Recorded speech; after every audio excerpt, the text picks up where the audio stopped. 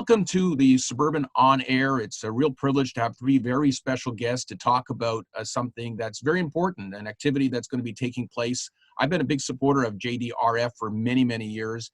They have fantastic programs, and with COVID-19, they've had to think a little bit outside the box. Joining me today to talk about the JDRFD house party that's going to be taking place on June the 14th is George Canyon, famous Canadian country singer. Really honored to have you with us today, George. Thank you. Thanks, Mike. Sébastien Sasseville, who is a endurance athlete and a motivational speaker. Watched a lot of your stuff. Thank you, Sébastien, for making yourself available today. Thank you. And Olivia Medeiros, who I know from my day job at the English Montreal School Board, where I'm the communications director. And Olivia is one of our top students in St. Leonard. So, Olivia, great to have you with us today. Thank you. All right. So we're going to start off with this event this year. Now, the first thing the reason why the three of you are with us, why you're ambassadors, is that you all have diabetes. George, perhaps you can tell me your story, how when you first got diabetes and how you've managed to deal with it. Yeah, I was 14 years old. I was diagnosed as a type 1 juvenile onset. And back then, it's a lot different. Sébastien can probably comment to this. Treating diabetes the conventional way with 5-6 needles a day, testing my blood sugar upwards of 14 times a day. It was it was a lot different than it is today, and I'm very blessed that technology has come to where it has, and a big part of that is due to the JDRF and the research they do, and why this house party T1D for a cure is so important. I'm on an Omnipod insulin pump and a Dexcom G6 CGM, and you couldn't take those things from me for all the tea in China. Just makes such a big difference, and we need to continue to push forward to find a cure. I truly believe we'll find a cure within my lifetime. It's just something I've always felt. That's great to hear. Sébastien, what's your story? Well, I was diagnosed 20 years ago, so I can't say that I'm a newbie anymore. Time flies. I've definitely, as George was saying, I've seen a lot of progress with technology, and my story is being diagnosed. We all kind of went through the same thing. I believe we need to do everything we can to find a cure, and that's why this event is going on. And part of my message always has been that in the meantime, right, let's live inspired lives, let's live full lives, and let's do everything we can for a cure, but let's also have big dreams and big goals right now. Olivia, now you're a little bit younger than the other two. When did you get diabetes, and how are you dealing with it? I was diagnosed with type 1 diabetes 3.5 years ago. It's important that I stay healthy, so for me, that means checking my blood sugar often and taking whatever action needed. If I have a high blood sugar, then I need to make the necessary correction, and if I am low, then I need to treat my low with some sugar. Okay, and how are you feeling these days, Olivia? You're an everyday average kid, right, in school? I mean, everybody, you're very open about it. You talk about it. You speak to your fellow students about it. Yes. It's important. George, now, what are you going to be doing on June 14th for this virtual event? I'm going to be having a house party.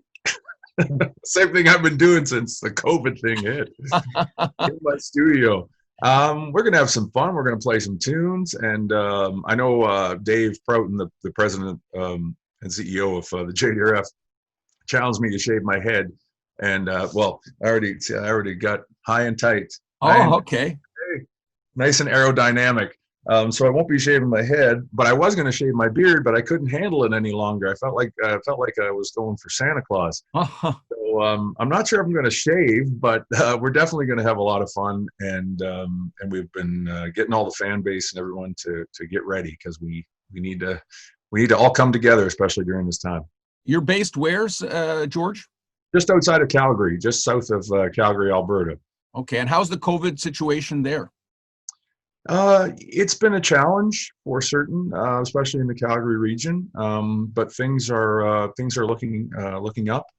And as long as everybody stays very frugal and knows the social distancing and doesn't get too excited, we saw a little bit of a surge because of the excitement when phase one opened. But now it's, I was out yesterday and I did notice people were definitely being cognitive of socially distancing. And that's going to be important. We're all in this, like my buddy says, we're all in the poop together up to our ankles. Just don't splash. Sébastien, what does a man who climbed Mount Everest do on June 14th? What is your plan? Well, I'm also having a party, so I know it's going to be a fun day. I'll be sharing a few stories. I think there's, great and relevant and powerful parallels between mountaineering and living with type 1 diabetes, and certainly everything we're going through right now with the COVID situation. So I'll share a few stories and have some fun. Olivia, do you have a plan for June 14th? And what can you say to other young people out there? Well, we're obviously going to have a party. That's the first thing. It's going to be really fun. JDRF is super important to me and others living with type 1. It's easy to help. Join me and thousands of other Canadians on June 14th for the House ParT1D for a Cure, presented by Omnipod. Register and help us raise funds to support some of the best research into type 1 diabetes. Wouldn't it be great to turn type 1 into type none?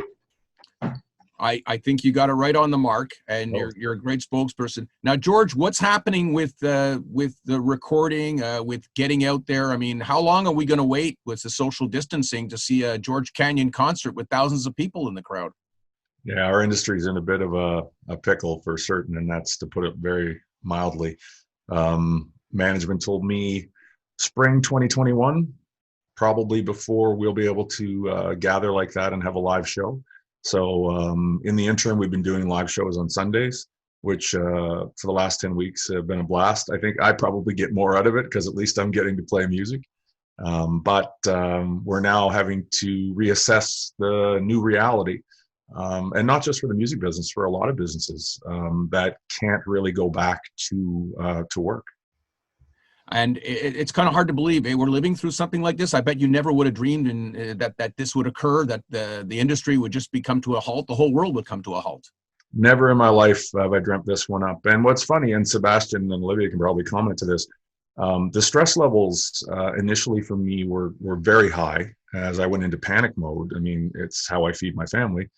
And my sugars went haywire on me. And now that I've kind of, we've all, kind of become accustomed to it and let the stress go, my diabetes has gone back to complete normal now. So I'm pretty happy about that.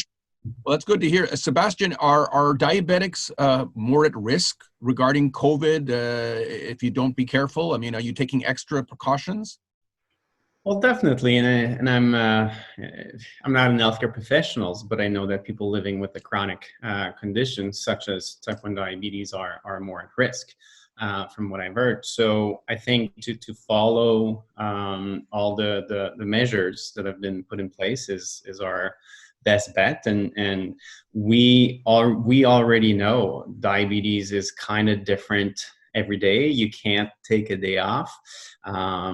And I think because of that, people living with diabetes are used to adapt and they're committed and they're on it every day or almost. We all have our bad days. So I'm just, focusing on taking good care of myself, and I'm allowing a bad day here and there. I think it's absolutely normal. And I want to have more good days than bad days and continue to live. And so what do you do as an endurance athlete?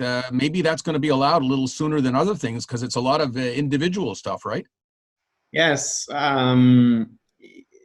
Even that, although has been impacted, running is a very individual sport, but when you race, it's extremely social. Thousands of people gathering together. So that is not how I earn a living, but all those races have been canceled, and it's tough. It's definitely has an impact on motivation, on how you train. So you just have to, I think it's a great reminder that you got to do it for the good reasons. Like races are for the ego. but you train for yourself, for how you feel, for your health. And if you focus on that, I think that's the ultimate fuel. Sébastien, if I raced for my ego would be shit. Well, maybe one day when this is all over, we'll have a race between George and Sébastien. Oh no! But I do want him to climb. What's that mountain? Kilimanjaro? Is that the one, Sébastien? Yes, I You climb that. I'll take all the video gear and I'll be your videographer. So I'll climb it with you, but you'll be the climber and I'll be the guy behind the camera. Now, I remember a day when you forced me on stage and had a thing. Yeah. I want revenge, and that is a foot race. There's your revenge. We'll climb together. Okay. All right. Olivia, are you willing to race them too? Are you a fast runner? Not really. Okay, well, we're gonna when the lockdown's over next year, we're gonna have a race between George, Sébastien, and Olivia. Olivia's gonna get a little bit of a head start, and we're gonna do it at Dante Elementary School in St. Leonard in Quebec. We're gonna invite you all to one of the best elementary schools in the city. Listen, I want to thank you all. I know people can go to JDRF ParT1D for more information. Thank you all for your time. Best of luck and stay safe. Bye.